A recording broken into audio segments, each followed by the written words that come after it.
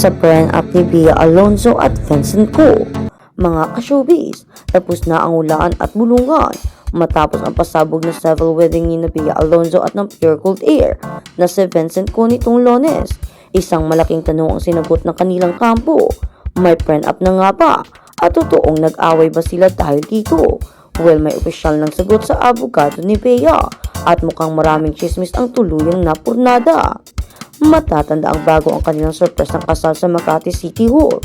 Naging matunog ang mga balita na nakansila umano ang naunang plano nilang inganding kasal sa Spain dahil sa hidwaan sa prenuptial agreement. Sabi ng mga marites noon, marami raw heavy conditions sa prenup na hindi nagustuhan ni Bea, gaya ng di umano'y pagtira sa poder ng kanyang biyanan at ang usapin tungkol sa custody ng magiging anak kung maghiwalay sila. Dahil dito, marami ang naniniwalang baka tuluyan ng naudlot ang kanilang happily ever after.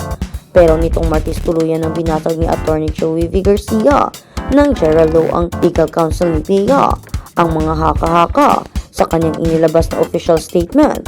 Kinumpirma niyang mayroon ngang prenuptial agreement pero walang kahit anong drama o away na nangyari. The earlier report suggesting that there was any disputed situation or unresolved issue concerning a prenuptial agreement are not accurate. As counsel, I can confirm that the parties freely, knowingly, and voluntarily executed their prenuptial agreement prior to their marriage.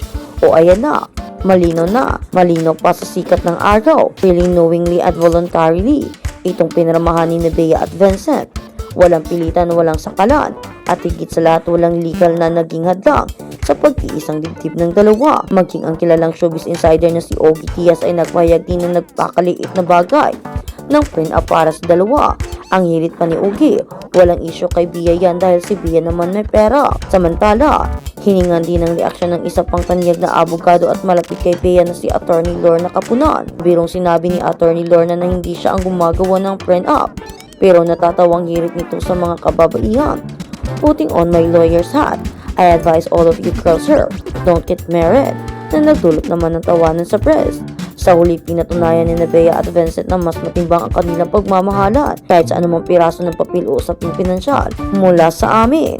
Congratulations and best wishes, Mr. and Mrs. Vincent Ko. Talaga namang pinatunayan nyo na ang pera ay hindi mahalaga. Ang importante ang inyong pagmamahalan, ang inyong presensya sa isa't isa, at ang inyong pagmamahal.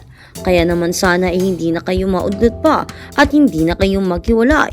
At sana Bea si Vincent ko na ang iyong happily ever after. At sana kayo na talaga ang magkatuluyan sapagkat kayo na ikasal. Sana huwag na kayong magkahiwalay. At sana pa kaingatan ninyo ang inyong relasyon.